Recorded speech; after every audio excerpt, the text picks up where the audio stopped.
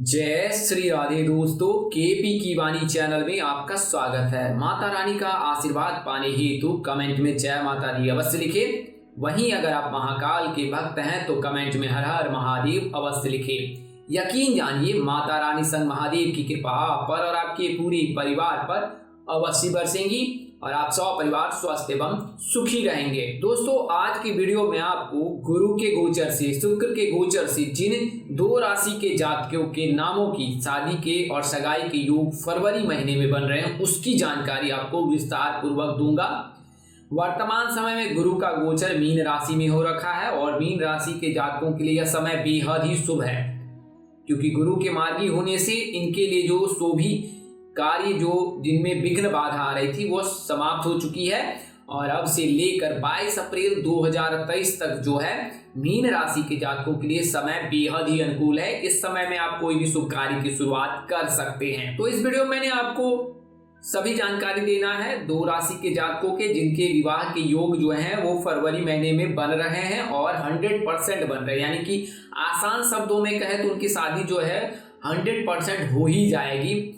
तो इसके लिए क्या क्या जरूरी है और कैसे देखा जाता है कुंडली को, यह भी जरूरी है, क्योंकि अगर कुंडली में किसी प्रकार का कोई दोष रहता है तो शुभ कार्य में विघ्न बाधा आती है। तो उसके बारे में विस्तार से बताऊंगा। उससे पहले मैं आपको केपी की वाणी की सेवाओं के बारे में बता देता हूं।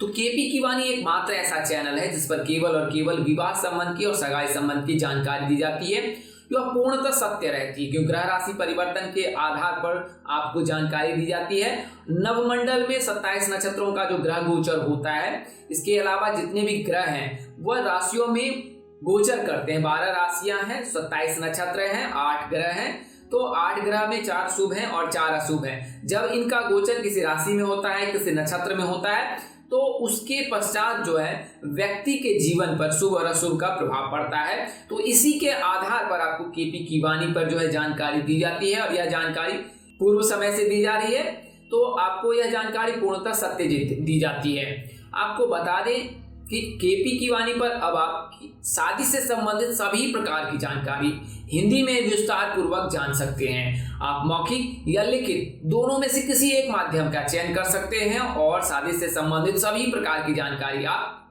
प्राप्त कर सकते हैं।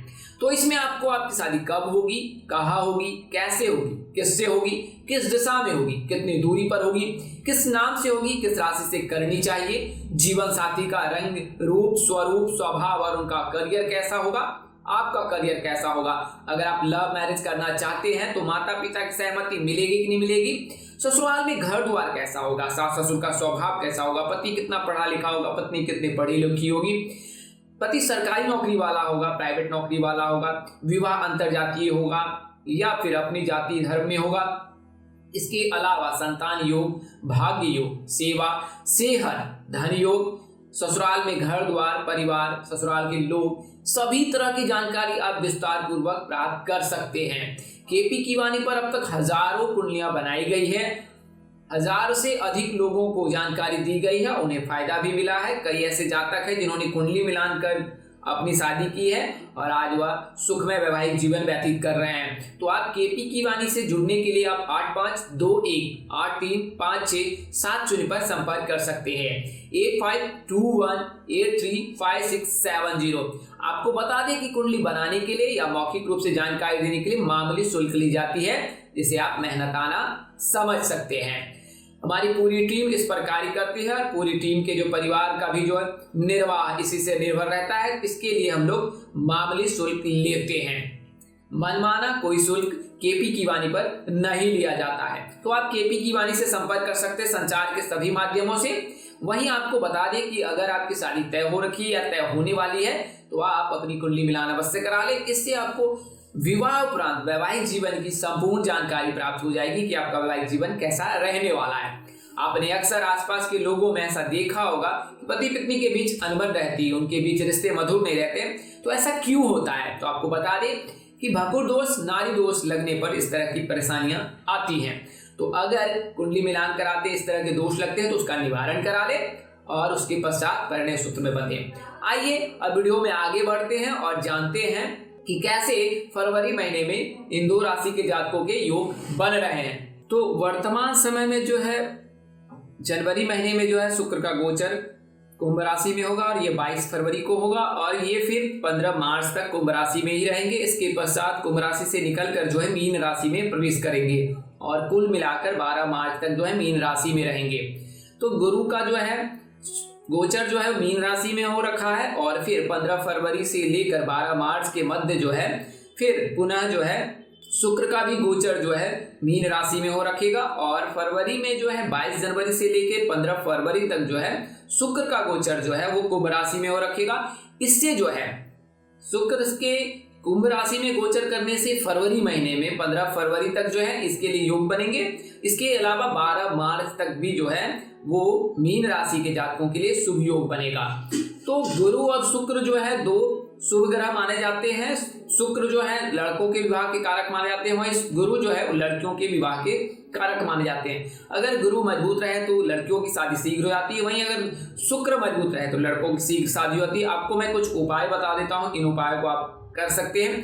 वैसे लड़के जो है सोमवार और शुक्रवार के दिन श्वेत वस्त्र धारण करें, श्वेत यानी सफेद वस्त्र धारण करें। इस दिन जो है स्नान ध्यान करने के बाद व्रत संकल्प ले, हथेली में जो है जल रखकर आमचन करें, ओम पवित्राय पवित्रो नमः इस मंत्र का जाप करके जो है अपने आप को शुद्ध कर ले और इसके पश्चात जो है भगवान शिव जी की जो है सच्ची श्रद्धा और भक्ति भाव से जो है पूजा अर्चना उपासना करें।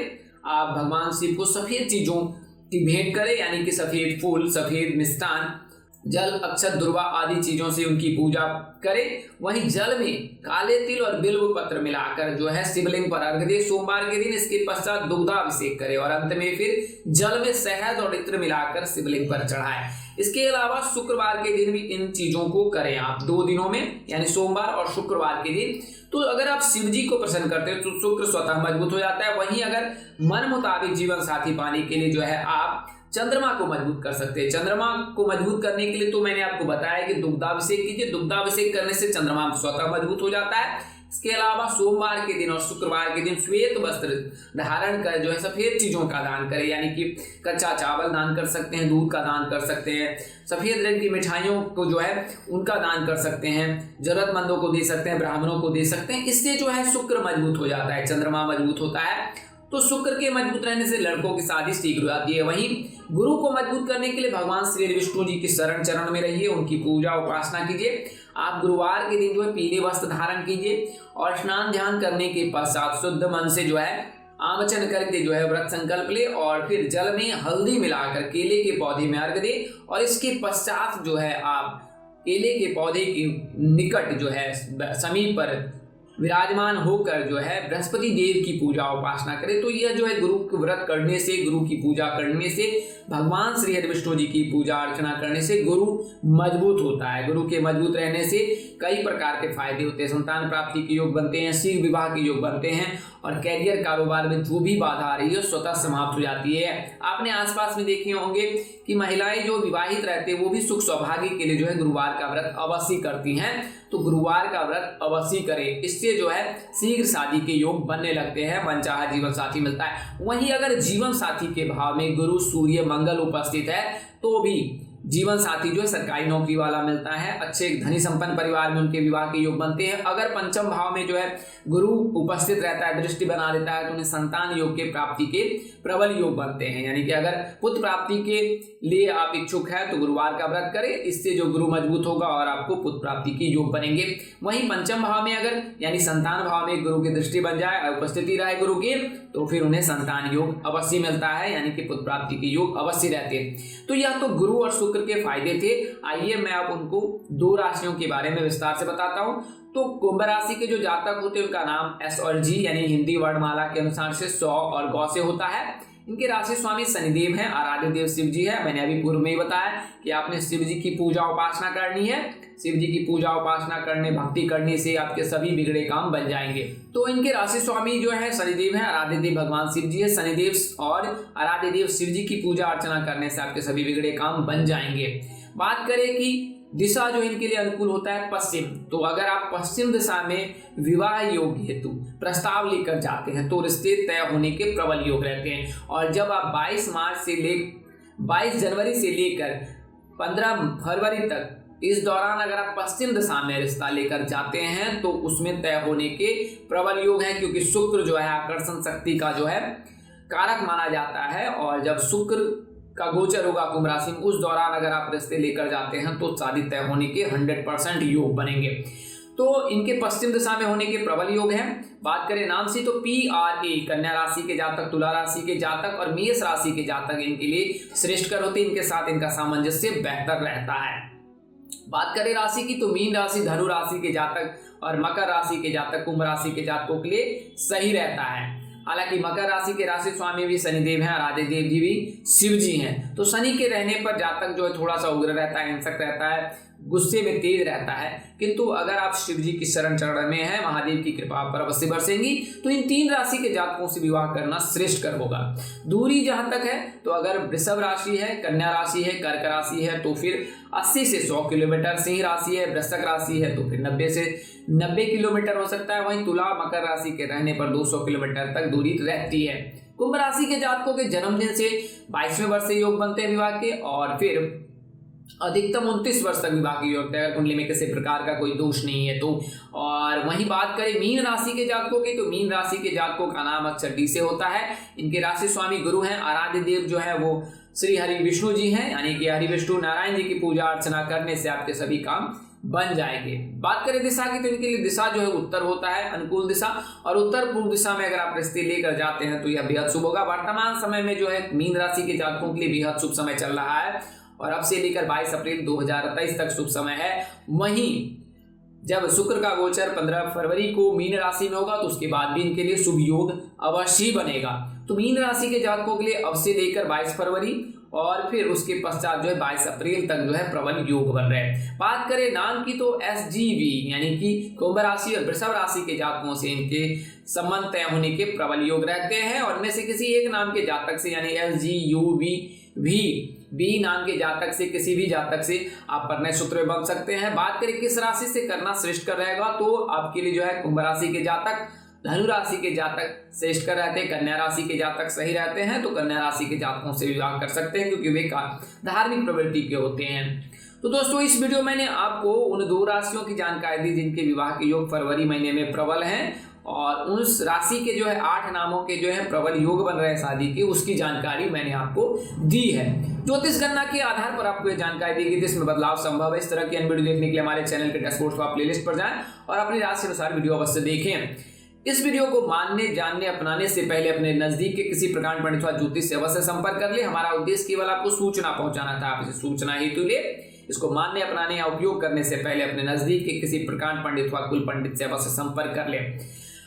इस तरह की वीडियो देखने के लिए हमारे चैनल पर बने रहें। अगर चैनल पर नए हैं, चैनल के कार्यक्रम पसंद आए, अगर कोई आप सलाह अथवा परामर्श देना चाहे तो कमेंट कर सकते हैं। फोन नंबर पे भी हमें संपर्क कर सकते हैं, सलाह अथवा परामर्श दे सकते हैं। हमारा कार्य आपको सूचना पहुंचाना है, आपको सूचित करना है और उस कार्य में हम पहले दिन से उद्यत हैं। आपके स्नेह प्यार के लिए आप सबको ढेर सारा हृदय से धन्यवाद। माता रानी कृपा पर बनी रहे, आप सब परिवार स्वस्थ एवं सुखी रहे। आप सभी के प्यार और स्नेह के लिए आप सबको हृदय से धन्यवाद करता हूं। आप लोग इसी तरह हमारे साथ जुड़े रहे। इन्हीं शुभकामनाओं के साथ आपसे विदा लेता हूं कि आप जहां रहे मस्त रहे, स्वस्थ रहे, व्यस्त रहे। माता रानी की असीम कृपा पर बरसती रहे। परमपिता परमेश्वर आपको सद्बुद्धि, सद्मार्ग और आगे बढ़ने की शक्ति दे।